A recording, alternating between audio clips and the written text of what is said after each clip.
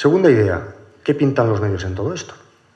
Una de las razones por las cuales la democracia promueve inevitablemente la decepción tiene que ver con el mismo juego de la competición pública, cómo está organizada la competición pública entre partidos, entre agentes políticos.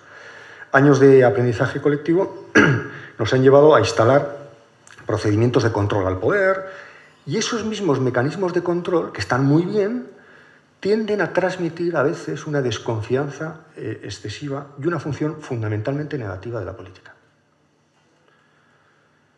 La democracia es un sistema político que posibilita la alternancia y que por eso mismo promueve la crítica. Es decir, favorece un discurso político habitualmente caracterizado por la negatividad. El 99% de las cosas que dicen los políticos son negativas. Incluso que el que gobierna dice cosas negativas de la oposición. Por supuesto que nuestros sistemas políticos no están cumpliendo las expectativas que podemos dirigirles razonablemente. Pero existe también una percepción demasiado negativa de la política que bien podría explicarse por eso que los anglosajones llaman el blade game, en que se han convertido nuestras democracias. El blade game, es decir, el juego, esto nunca lo sé cómo traducirlo, Ignacio, tú que sabes más inglés que yo, ¿no? El blade game, el juego de las acusaciones, ¿no? Podríamos decir, ¿no? La competición política es esencial en una democracia. Sin competición no hay democracia.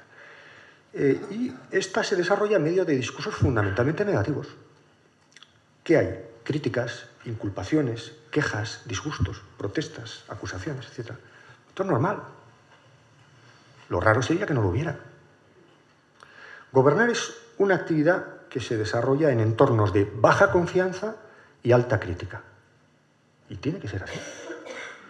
Es una actividad en la cual el éxito suele ser escasamente reconocido, mientras que el fracaso es amplificado por un gran número de actores que tienen algo que ganar adoptando una actitud cínica. No solamente la oposición, que espera su momento, sino otros muchos. También los medios de comunicación, que, por ejemplo, venden más en este entorno, ¿no? Las tensiones internas del sistema democrático tienden a crear ese mundo de quejas, de acusaciones, de crítica, que nos transmite la impresión a los mortales de que el gobierno falla siempre y que los políticos no son gente de fiar, lo cual no siempre ocurre. Con esto no quiero decir que la política no deba ser criticada, todo lo contrario, sino que cierto estilo de hacerla magnifica sus fracasos y transmite una imagen demasiado negativa de ella. Como es bien sabido, el combate democrático se desarrolla dentro de los medios de comunicación, en el espacio de los medios de comunicación, que contribuyen tanto a hacerla posible, no habría política democrática sin los medios de comunicación, como a exagerar alguno de sus defectos. Especialmente este potencial cinismo que tiende a promover de manera casi inevitable un régimen basado en la negatividad. Los medios de comunicación, tan importantes como son, en este momento en el que la ciudadanía tiene necesidad, como decía Iñaki, Miquel antes, de información para hacerse una idea de lo que pasa y tomar las decisiones apropiadas, en estos momentos yo creo que están distorsionando la visión de la política de un modo que genera cinismo y desesperación. Los medios alimentan el desencanto y la desconfianza. ¿Por qué? Y además esto tampoco es un reproche que dirijo yo a nadie, creo que es algo también casi inevitable, ¿no? Pues porque enfatizan las crisis y conflictos en vez de explicar la normalidad democrática. Los medios tienen una gran dificultad para explicar la normalidad democrática. Si los medios nos contaran que en el Parlamento de Aragón, en las Cortes de Aragón, el 90% de las leyes son aprobadas por unanimidad, no nos lo creeríamos, porque la impresión que tenemos desde fuera es todo lo contrario, ¿no? Y al mismo tiempo es muy frecuente que los medios de comunicación concedan más atención a los detalles triviales de las personas que a los asuntos políticos centrales. Y que estos asuntos políticos centrales no sean expuestos en su complejidad, porque no tenéis tiempo, espacio, lo que sea. Tiene más morbo, voy a poner un ejemplo concreto, que me ha irritado especialmente en estas últimas semanas. Tiene más morbo el escándalo de las tarjetas opacas que explicar la irresponsable gestión que condujo al rescate de las instituciones, de ciertas instituciones financieras. Y económicamente no tiene comparación. Esta preferencia por lo sensacional se explica por el hecho de que la política es, en general, un tema aburrido y lo que plantea un gran desafío, creo, a los medios de comunicación. ¿Cómo hacerla interesante a la política sin trivializarla, sin hacerla de manera sensacionalista? Además de su función observadora y crítica tan necesaria, los medios amplifican el desacuerdo y los escándalos, simplifican los asuntos en clave de confrontación, personificando hasta la caricatura responsabilidades complejas, buscando el culpable o cediendo al encanto de la teoría de la conspiración. Mientras se presentan a sí mismos, conscientemente o no, como luchadores heroicos que protegen al público desamparado frente a los malvados políticos. Todo esto tiñe a la política con un alto grado de negativismo. Nos sigue extrañando que la gente odie la política si su opinión se nutre de tales informaciones. El escenario político está hoy descrito por funciones binarias, héroes y villanos, la gente y la casta, triunfos y desastres, inocentes y culpables, dominadores y dominados, justo en un momento en el que hay muchas zonas grises y otras opciones acerca de las cuales apenas hay debate. Yo creo que el triángulo formado por unos políticos sobrepasados por las circunstancias, unos medios de comunicación que dan a sus lectores carnaza para el entretenimiento y la indignación, y unos ciudadanos que nos hemos convertido en espectadores pasivos, ese triángulo es fatal, es el triángulo de las Bermudas, triángulo fatal para la vida democrática. Sobre los dos últimos puntos voy a pasar más rápidamente. ¿Es tan grave la corrupción? En cualquier democracia asentada hay una multitud de representantes políticos que realizan honradamente su trabajo, pero solo es noticia la corrupción de algunos.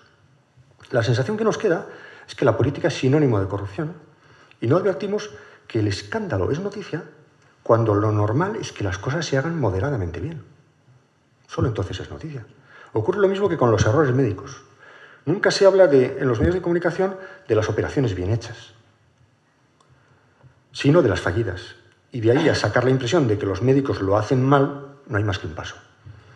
Gracias a los medios de comunicación, el poder se ha hecho más vulnerable a la crítica, ciertamente, pero su lenguaje crispado y el mensaje de fondo que así transmiten ha extendido una mentalidad antipolítica. Una cosa es desvelar la mentira, ridiculizar la arrogancia y dar cauce a las voces diferentes. Pero esa insistencia en lo negativo, y repito, esto no es una culpabilidad, yo creo que es algo estructural de la propia lógica mediática, ¿no? Esta insistencia en lo negativo tiende a ocultar otras dimensiones de la política tan importante como, por ejemplo, el valor de los acuerdos o la normalidad poco espectacular de los comportamientos honrados. No deberían preocuparnos tanto los casos de corrupción como la ordinaria debilidad de la política. Y sobre todo, que la focalización en lo primero, en los casos de corrupción, no nos impida advertir lo segundo. Y último punto, ¿qué podemos esperar en una democracia? El escepticismo hacia la política puede representar, creo yo, una gran oportunidad, un requerimiento para que la política reflexione acerca de sus obligaciones y recupere la estimación pública. Para esto es necesario que todos revisemos nuestras expectativas en relación con ella y examinemos si en ocasiones no estamos esperando de la política lo que la política no puede proporcionar o exigiéndole cosas contradictorias. Y es que yo creo que todavía no hemos conseguido equilibrar estas tres cosas que componen la vida democrática. Lo que prometen los políticos, lo que demanda el público y lo que el poder político puede proporcionar. ¿No? Esto no está equilibrado. Lo que probablemente nos está pasando es que al mismo tiempo la política está proporcionando menos de lo que la ciudadanía tiene el derecho a esperar y la gente está esperando demasiado de la política. Buena parte del descontento con la política se explica por una serie de malentendidos acerca de su naturaleza. Hay críticas certeras hacia el modo como se lleva a cabo la política y otras críticas muy equivocadas cuya radicalidad procede de que no se tiene la menor idea y la menor experiencia personal de lo que la política implica. Mucha gente tiene un resentimiento hacia la política a la que descalifica globalmente como un asunto sucio porque no ha tenido la experiencia directa de tener que mancharse las manos, bajar al barro, en terminología de Kim, teniendo que tomar alguna decisión política en medio de un complejo entramado de intereses y valores en conflicto. Debemos desconfiar especialmente de quien prometa una solución simple para problemas complejos. Y de esto está lleno el escenario político. Quien no haya entendido de qué va la política puede albergar expectativas exageradas e incluso desmesuradas. Pretender la felicidad a través de la política es tan absurdo como esperar consuelo de nuestro banquero. o hacer negocios con la familia, o pretender la amistad de los compañeros de partido. A esos sitios, a los bancos, a la familia, a los partidos, se va a otra cosa. Cada ámbito tiene sus reglas y su lógica. La democracia decepciona siempre, como asegura Kim una y otra vez, y yo comparto plenamente este principio. Pero esta decepción puede mantenerse en un nivel aceptable según hayamos configurado nuestras expectativas. El hecho de que no siempre hayamos conseguido, como ciudadanos hablo ahora, ¿no?, este punto de equilibrio explica el modo tan simple como se ha establecido el campo de batalla en nuestras democracias y en nuestra democracia. El paisaje político se ha polarizado en torno al pelotón de los cínicos tecnócratas, por un lado, y el de los ilusos populistas, por otro. Y no sé con cuál quedarme. Los primeros se sirven de la complejidad de las decisiones políticas para minusvalorar las obligaciones de legitimación, mientras que los segundos suelen desconocer que la política es una actividad que se lleva a cabo en medio de una gran cantidad de condicionantes. Unos parecen recomendar que limitemos al máximo nuestras expectativas y otros que las despleguemos sin ninguna limitación. Este es hoy, a mi juicio, un eje de identificación ideológica más explicativo actualmente que el de derechas e izquierdas, aunque ese tampoco ha desaparecido. Finalmente, no comparto el pesimismo dominante en relación con la política, y no porque escaseen las razones de crítica, sino precisamente por todo lo contrario, porque solo un horizonte de optimismo abierto que crea en la posibilidad de lo mejor nos permite ser todo lo suficientemente crítico como para impugnar con razón la mediocridad de nuestros sistemas políticos. Optimismo y crítica, termino, son dos actitudes que se llevan muy bien, mientras que el pesimismo suele preferir la compañía, que a mí no me gusta nada, del cinismo y la melancolía. Muchas gracias.